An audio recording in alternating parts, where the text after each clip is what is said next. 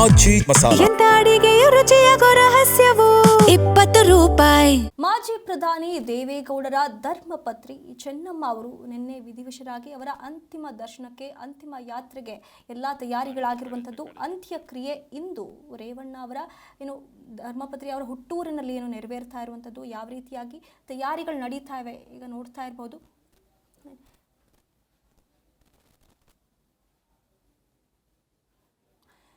ರೇವಣ್ಣ ಅವರ ಮನೆಯ ಬಳಿ ಈಗ ಚೆನ್ನಮ್ಮ ಅವರ ಅಂತಿಮ ದರ್ಶನಕ್ಕೆ ವ್ಯವಸ್ಥೆ ಮಾಡಲಾಗಿದೆ. ಎಲ್ಲರೂ ಕೂಡ ಅಲ್ಲಿ ಬಂದು ಅವರ ಅಂತಿಮ ದರ್ಶನವನ್ನ ಪಡಿತಾ ಇರುವಂಥದ್ದು. ನಿನ್ನೆ ಮಾಜಿ ಪ್ರಧಾನಿ HD ದೇವೇಗೌಡರ ಧರ್ಮಪತ್ನಿ ಚೆನ್ನಮ್ಮ ಅವರ ನಿಧನದ ಹಿನ್ನೆಲೆಯಲ್ಲಿ ಅಂತ್ಯಕ್ರಿಯೆಗಾಗಿ ಬೆಂಗಳೂರಿನಿಂದ ಹಾಸನ ಜಿಲ್ಲೆಯ ಹೊಳೆನರಸೀಪುರಕ್ಕೆ ಪಾರ್ಥಿವ ಶರೀರವನ್ನ ಹೊತ್ತಂತ ವಾಹನ ಸಾಗಿದ ದಾರಿಯಲ್ಲಿ ಭಾರಿ ಜನಸ್ತೋಮ ನೆರೆದಿತ್ತು ಅಂತ ಹೇಳಲಾಗ್ತಾ ಇರುವಂಥದ್ದು.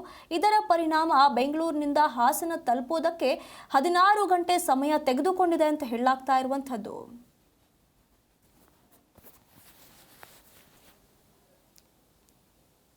ಈ ಬಗ್ಗೆ ಹೆಚ್ಚಿನ ಮಾಹಿತಿಯನ್ನು ನಮ್ಮ ಪ್ರತಿನಿಧಿ ಜನಾರ್ದನ್ ಹೆಬ್ಬಾರ್ ನೇರ ಸಂಪರ್ಕದಲ್ಲಿ ನೀಡುತ್ತಾ ಹೋಗ್ತಾರೆ. ಹೆಬ್ಬಾರ್, ಈಗ ಚೆನ್ನಮ್ಮ ಅವರ ಅಂತ್ಯಕ್ರಿಯೆಗೆ ಸಿದ್ಧತೆಗಳು ಯಾವ ರೀತಿಯಾಗಿ ನಡೀತಾ ಇದೆ? ಯಾರೆಲ್ಲ ಬರ್ತಿದ್ದಾರೆ ಅವರ ಅಂತಿಮ ದರ್ಶನವನ್ನ ಪಡೆಯೋದಕ್ಕೆ? ಸುನಿಧಿ, ನಾನೀಗ ಹರದನಹಳ್ಳಿಯಲ್ಲಿದ್ದೀನಿ. ಅಂತ್ಯ ಸಂಸ್ಕಾರ ನಡೆಯುವಂಥ ಜಾಗದ ಮೇಲ್ಭಾಗದಲ್ಲಿದ್ದೀನಿ. ರಂಗನಾಥ ಸ್ವಾಮಿ ದೇವಸ್ಥಾನದ ಬಳಿಯಲ್ಲಿ ನಾನು ನಿಂತ್ಕೊಂಡಿದ್ದೀನಿ. ಅಂತ್ಯ ಸಂಸ್ಕಾರಕ್ಕೆ ಇನ್ನೂ ಸ್ವಲ್ಪ ಸಮಯ ಇದೆ. ಯಾಕಂದರೆ ನಿನ್ನೆ ಪಾರ್ಥಿವ ಶರೀರ ಬೆಂಗಳೂರಿನಿಂದ ಹಾಸನ ಹೊಳೆನರಸೀಪುರ ಬಂದು ತಲುಪೋದಕ್ಕೆ ಸಾಕಷ್ಟು ಸಮಯ ಆಗಿದೆ. ತಡರಾತ್ರಿವರೆಗೂ ಸಹಿತ ಜನ ಬಂದು ಅಂತಿಮ ದರ್ಶನವನ್ನು ಪಡ್ಕೊಳ್ತಾ ಇದ್ದು ಮಾರ್ಗದುದ್ದಕ್ಕೂ ಸಹಿತ. ಹಾಗಾಗಿ ತುಂಬ ವಿಳಂಬ ಆಗಿದೆ. ಆದರೂ ಕೂಡ ಈಗ ಬೆಳಗ್ಗೆ ಇನ್ನೊಂದು ಸ್ವಲ್ಪ ಹೊತ್ತಿನಲ್ಲಿ ಅಂತ್ಯ ಸಂಸ್ಕಾರ ನಡೆಯುವಂಥ ಸ್ಥಳಕ್ಕೆ ಪಾರ್ಥಿವ ಶರೀರನ ತೊಗೊಂಡ್ಬರ್ತಾರೆ ಅಂತ ಮಾಹಿತಿ ಇದೆ. ರಂಗನಾಥ ಸ್ವಾಮಿ ಬೆಟ್ಟದ ತಪ್ಪಲಿನಲ್ಲಿ, ಅಂದರೆ ಅದರ ಪಕ್ಕದಲ್ಲಿಯೇ ರಂಗನಾಥ ಸ್ವಾಮಿಯ ಪಾದದ ಬುಡದಲ್ಲಿಯೇ ಅಂತ್ಯ ಸಂಸ್ಕಾರ ಆಗಬೇಕು ಅನ್ನೋದು ಕುಮಾರಸ್ವಾಮಿ ಅವರ ಆಶಯ, ಮತ್ತು ರೇವಣ್ಣ ಅವ್ರದ್ದು, ದೇವೇಗೌಡರವ್ರ ಕುಟುಂಬದವರ ಒಂದು ಬಯಕೆ ಆಗಿತ್ತು. ಚೆನ್ನಮ್ಮ ಅವರ ಆಶಯ ಕೂಡ ಅದೇ ಆಗಿತ್ತು. ಹಾಗಾಗಿ ಇಲ್ಲಿ ಅಂತ್ಯಕ್ರಿಯೆಯನ್ನು ಮಾಡ್ತಾ ಇದ್ದಾರೆ. ಅಂತ್ಯಕ್ರಿಯೆ ಸ್ಥಳವನ್ನು ತೋರಿಸ್ತೀನಿ, ಅನಂತರದಲ್ಲಿ ಇದೆಲ್ಲವನ್ನು ಕೂಡ ವಿವರಿಸ್ತೀನಿ. ನನ್ನ ಬಲಭಾಗದಲ್ಲಿ ರಂಗನಾಥ ದೇವಸ್ಥಾನ ಇದೆ. ರಂಗನಾಥ ಸ್ವಾಮಿ ದೇವಸ್ಥಾನ ನೋಡ್ಬೋದು. ಸ್ಥಾನದ ಅಂದರೆ ಬುಡದಲ್ಲಿ ಈ ದೇವಸ್ಥಾನ ಸುಮಾರೊಂದು 200-300 ಮೀಟರ್ ಹೈಟ್ನಲ್ಲಿದೆ. 500 ಮೀಟರ್ ಹೈಟಲ್ಲಿದೆ. ಈ ಹೈಟ್ ಇಷ್ಟೇ ಎತ್ತರದಲ್ಲಿದೆ. ಈ ಸ್ಥಳದಿಂದ ಕೆಳಭಾಗಕ್ಕೆ ನಾವು ನೋಡಿದಾಗ ಒಂದು ರೀತಿಯಲ್ಲಿ ಬರ್ಡ್ ವ್ಯೂನಲ್ಲಿ ಕಾಣ್ಬೋದು. ಎಷ್ಟು ದೊಡ್ಡ ಪ್ರದೇಶ ಅಲ್ಲಿ ವ್ಯವಸ್ಥೆ ಮಾಡಿದ್ದಾರೆ ಎಲ್ಲವೂ ಕೂಡ ಗೊತ್ತಾಗುತ್ತೆ. ಆ ಭಾಗದಲ್ಲಿ ನಮ್ಮ ಕ್ಯಾಮ್ರಾಮನ್ ತೋರಿಸ್ತಾ ಇದ್ದಾರೆ ನೋಡಿ, ಅಷ್ಟು ವಿಶಾಲವಾದಂಥ ಪ್ರದೇಶ ಇದೆ. ಆ ಅಂತ್ಯ ಸಂಸ್ಕಾರಕ್ಕೆ ವ್ಯವಸ್ಥೆಯನ್ನು ಮಾಡಲಾಗಿದೆ. ನೀವೇನು ನೋಡ್ತಾ ಇದ್ದೀರಲ್ಲ ಈಗ ಈ ದೃಶ್ಯ, ಇಲ್ಲಿ ಅಂತ್ಯ ಸಂಸ್ಕಾರ ಇದೆ. ರಂಗನಾಥ ಸ್ವಾಮಿ ಬೆಟ್ಟದ ತಪ್ಪಲಿನಲ್ಲಿರುವಂಥ ಮಾವಿನಕೆರೆ ಅನ್ನುವಂಥ ಪ್ಲೇಸ್ ಇದು. ಇಲ್ಲಿ ಅಂತ್ಯ ಸಂಸ್ಕಾರಕ್ಕೆ ವ್ಯವಸ್ಥೆಯನ್ನು ಮಾಡಿದ್ದಾರೆ. ಬೇರೆ ಬೇರೆ ಭಾಗದಿಂದ ಬಂದಂಥವರಿಗೆ ನಿಂತ್ಕೊಳ್ಳಿಕ್ಕೆ ಕೂತ್ಕೊಳ್ಳಿಕ್ಕೆ ವ್ಯವಸ್ಥೆಯನ್ನು ಮಾಡಿದ್ದಾರೆ. ಸಾರ್ವಜನಿಕರು ಬಂದಂಥವರಿಗೆ ಹೋಗಲಿಕ್ಕೆ ಬರಲಿಕ್ಕೆ ಅಲ್ಲಿ ಕೂಡ ವ್ಯವಸ್ಥೆಯನ್ನು ಮಾಡಿಕೊಳ್ಳಲಾಗಿದೆ. ಅಲ್ಲಿ 4 ಗೋಪುರಗಳೇನು ಕಾಣಿಸ್ತಾ ಇದ್ದಾವಲ್ಲ, ಪೆಂಡಾಲ್ ಹಾಕಿದಾರಲ್ಲ, ಅದರ ನಡುವಿನಲ್ಲಿ ಅಂತ್ಯ ಸಂಸ್ಕಾರಕ್ಕೆ ವ್ಯವಸ್ಥೆಯನ್ನು ಮಾಡಿರೋದು. ಅಲ್ಲಿಯೇ ಮಣ್ಣು ಮಾಡ್ತಾರೆ. ಅಕ್ಕಪಕ್ಕದಲ್ಲಿ ಬಂದಂಥ ಗಣ್ಯಾತಿ ಗಣ್ಯರಿಗೆಲ್ಲರೂ ಸಹಿತ ಕೂತ್ಕೊಳ್ಳಿಕ್ಕೆ ವ್ಯವಸ್ಥೆಯನ್ನು ಮಾಡಿದ್ದಾರೆ. ಸುನಿಧಿ, ಈ ಒಂದು ಪ್ಲೇಸ್ ಏನಿದೆಯಲ್ಲ, ಈ ಮಾವಿನಕೆರೆ, ಇಲ್ಲಿಂದ ಅನತಿ ದೂರದಲ್ಲಿ ಹೊಳೆನರಸೀಪುರ ಕಾಣಿಸುತ್ತೆ.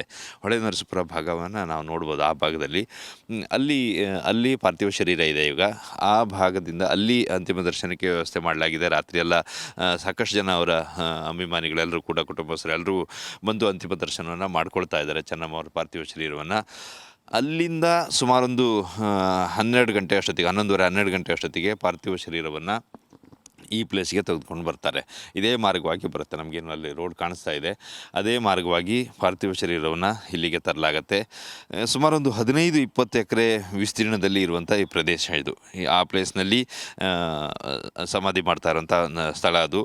ಅಷ್ಟು ಜಾಗಕ್ಕೆ ಅಲ್ಲಿ ಬಂದಂಥವರಿಗೆ ವೆಹಿಕಲ್ ಪಾರ್ಕಿಂಗು ಮತ್ತು ಬಂದಂಥವರಿಗೆ ಕೂತ್ಕೊಳ್ಳೋಕ್ಕೆ ನಿಂತ್ಕೊಳ್ಳೋದಕ್ಕೆ ಸ್ಥಳಾವಕಾಶ ಇದೆಲ್ಲವನ್ನು ಕೂಡ ಮಾಡಿದ್ದಾರೆ. ಬೆಳಿಗ್ಗೆಯಲ್ಲಿ ತಿಂಡಿ ವ್ಯವಸ್ಥೆಯೂ ಕೂಡ ಒಂದು ಕಡೆಯಲ್ಲಿ ಮಾಡ್ತಾ ಇದ್ದಾರೆ. ಬಂದಂಥವರಿಗೆ ಸಮಸ್ಯೆ ಆಗಬಾರ್ದು ಅನ್ನೋ ಕಾರಣಕ್ಕಾಗಿ. ಯಾಕಂದರೆ ಚೆನ್ನಮ್ಮ ಅವರ ಉದ್ದೇಶ ಇರೋದು ಯಾವತ್ತೂ ಸಹಿತ ರಾಜಕೀಯಕ್ಕಿಂತ ಹೆಚ್ಚಾಗಿ ಮನೆಗೆ ಬಂದಂಥವರಿಗೆ ಪ್ರತಿ ಎಷ್ಟೇ ಹೊತ್ತಿನಲ್ಲಿ ಬಂದರೂ ಸಹಿತ ಅವರಿಗೆ ಊಟ ತಿಂಡಿ ಆಯಿತಾ ಅಂತ ಕೇಳುವಂಥ ಸ್ವಭಾವ. ಹಾಗಾಗಿ ಅಂತ್ಯ ಸಂಸ್ಕಾರದ ಸಂದರ್ಭದಲ್ಲೂ ಸಹಿತ ಬಂದಂಥವರಿಗೆ ಊಟ ತಿಂಡಿ ವ್ಯವಸ್ಥೆ ಆಗಲೇಬೇಕು ಅಂಥೇಳಿ ಇಲ್ಲಿ ಈ ವ್ಯವಸ್ಥೆಯನ್ನು ಮಾಡಲಾಗಿದೆ.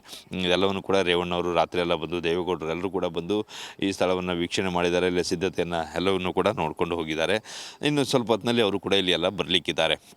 ಇನ್ನು ಯಾರೆಲ್ಲ ಬರ್ತಾರೆ ಅನ್ನುವಂಥ ಮಾಹಿತಿ ಅಂತಂದರೆ, ಸದ್ಯಕ್ಕೆ ಸಿಕ್ಕಿರುವಂಥ ಮಾಹಿತಿ ಪ್ರಕಾರ ಮುಖ್ಯಮಂತ್ರಿಗಳು ಬರ್ತಾರೆ, ವಿರೋಧ ಪಕ್ಷ ನಾಯಕರು ಬರ್ತಾರೆ, BJPಯ ರಾಜ್ಯಾಧ್ಯಕ್ಷ ವಿಜೇಂದ್ರ ಬರ್ತಾರೆ, ಮತ್ತು ಕೇಂದ್ರದಿಂದ ಶಿವರಾಜ್ ಸಿಂಗ್ ಚೌಹಾಣ್, ಮನೋಹರ್ ಲಾಲ್ ಖಟ್ಟರ್, ಮತ್ತು ಬಹುಶಃ ಪ್ರಹ್ಲಾದ್ ಜೋಶಿ, ಸೋಮಣ್ಣ ಅವರು ಬರ್ಬೋದು. ಹೀಗೆ ಕೇಂದ್ರದಿಂದ ಒಂದಷ್ಟು ನಾಯಕರೆಲ್ಲರೂ ಕೂಡ ಇಲ್ಲಿ ಬರಲಿಕ್ಕಿದ್ದಾರೆ. ಬರುವಂಥವರಿಗೆ ಎಲ್ರಿಗೂ ಸಹಿತ ಡೆಲ್ಲಿ ಅಥವಾ ಬೇರೆ ಬೇರೆ ಭಾಗದಿಂದ ಬರುವಂಥವರಿಗೆ, ಹೆಲಿಕಾಪ್ಟರ್ನಲ್ಲಿ ಬರುವಂಥವರಿಗೆ ಅದಕ್ಕೂ ಕೂಡ ಇಲ್ಲಿ ಹೆಲಿಪ್ಯಾಡ್ ವ್ಯವಸ್ಥೆಯನ್ನು ಮಾಡಲಾಗಿದೆ. ಹೆಲಿಪ್ಯಾಡ್ ವ್ಯವಸ್ಥೆಯನ್ನು ಮಾಡಿದಂಥ ಜಾಗವನ್ನು ಕೂಡ ನಾನು ನಿಮ್ಗೆ ತೋರಿಸ್ತೀನಿ. ಅಲ್ಲಿ ಮುಂದೆ ಒಂದು ಸ್ವಲ್ಪ ಬ್ಲೂ ಕಲರ್ ಪ್ಲೇಸ್ ಕಾಣಿಸ್ತಾ ಇದೆಯಲ್ಲ, ಅಲ್ಲಿ ಪಕ್ಕದಲ್ಲಿ ಖಾಲಿ ಪ್ಲೇಸ್ ಕಾಣಿಸ್ತಾ ಇದೆ, ಅಲ್ಲಿ ಹೆಲಿಪ್ಯಾಡನ್ನು ಮಾಡಿದ್ದಾರೆ. ಹರದನಹಳ್ಳಿ ಅಂತೇಳಿ ಅಲ್ಲಿ ದೇವೇಗೌಡರು ನಿಮ್ಮ ಮನೆ ಇರೋದು ಕೂಡ ಅದೇ ಪ್ರದೇಶದಲ್ಲಿ, ಇಲ್ಲಿಂದ ಒಂದು 500-600 ಮೀಟರ್ ದೂರದಲ್ಲಿ ಅಲ್ಲಿ ಹೆಲಿಪ್ಯಾಡ್ ವ್ಯವಸ್ಥೆಯನ್ನು ಮಾಡಲಾಗಿದೆ. ಅಲ್ಲಿಂದ ಇಲ್ಲಿಗೆ ಬರಲಿಕ್ಕೆ ಅವಕಾಶ ಆಗುತ್ತೆ.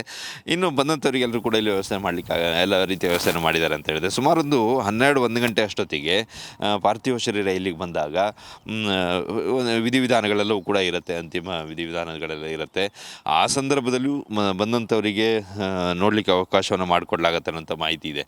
ಹಾಗಾಗಿ ಇಲ್ಲಿ ಎಲ್ಲ ಸಿದ್ಧತೆಯನ್ನು ಮಾಡಿಕೊಳ್ಳಲಾಗಿದೆ.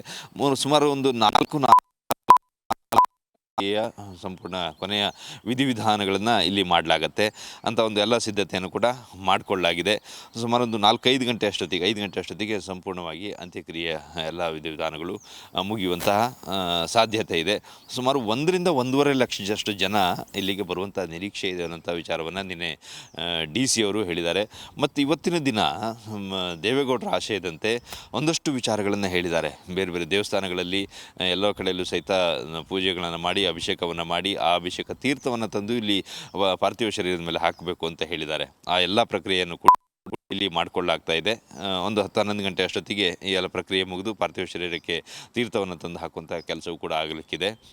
1-2 ಗಂಟೆ ನಂತರದಲ್ಲಿ ಅಂತಿಮ ವಿಧಿವಿಧಾನ ಕಾರ್ಯಗಳು ಶುರು ಆಗುತ್ತೆ. ಸುನೀತಿ, ಧನ್ಯವಾದಗಳು ಹೆಬ್ಬಾರ್ ನಿಮ್ಮೆಲ್ಲ ಮಾಹಿತಿಗಾಗಿ.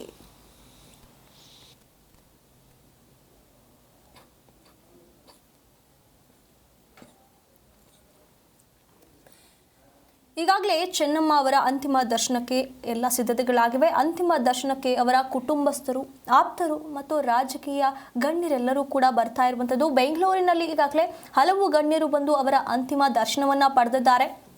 ಇಂದು ರೇವಣ್ಣ ಅವರ ನಿವಾಸದ ಬಳಿ ಮತ್ತೊಮ್ಮೆ ವ್ಯವಸ್ಥೆ ಮಾಡಲಾಗಿರುವಂಥದ್ದು.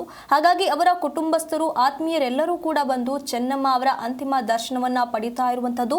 ನಿನ್ನೆ ಕೂಡ ಅವರ ಅಂತಿಮ ಯಾತ್ರೆಯ ವೇಳೆ ತುಂಬ ಜನ ಅಲ್ಲಿ ಸೇರಿದ್ರು ಅನ್ನುವಂಥ ಕಾರಣ ಅಲ್ಲೂ ಕೂಡ ಅವರ ಅಂತಿಮ ಯಾತ್ರೆಗೆ ಅವಕಾಶವನ್ನು ಮಾಡಿಕೊಡಲಾಗಿತ್ತು ಅಂತ ಹೇಳಲಾಗ್ತಾ ಇರುವಂಥದ್ದು.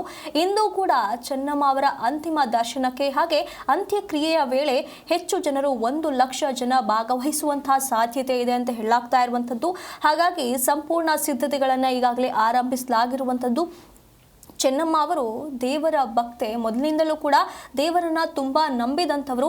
ಹಾಗಾಗಿ ಇಲ್ಲಿ ರಂಗನಾಥನ ತಪ್ಪಲಿನಲ್ಲಿ, ದೇವಸ್ಥಾನದ ತಪ್ಪಲಿನಲ್ಲಿಯೇ ಅವರ ಅಂತ್ಯಕ್ರಿಯೆಯನ್ನು ನಡೆಸೋದಕ್ಕೆ ನಿರ್ಧಾರ ಮಾಡಲಾಗಿರುವಂಥದ್ದು. ಇಲ್ಲಿ ಕುಮಾರಸ್ವಾಮಿ, ದೇವೇಗೌಡರು ಮತ್ತು ಚೆನ್ನಮ್ಮ ಅವರ ಆಸೆಯೇ ಇದಾಗಿತ್ತು ಅಂತ ಹೇಳಲಾಗ್ತಾ ಇರುವಂಥದ್ದು. ಅವರ ಆಸೆಯ ರೀತಿಯಲ್ಲಿಯೇ ಅವರ ಅಂತ್ಯಕ್ರಿಯೆ ನೆರವೇರ್ತಾ ಇದೆ.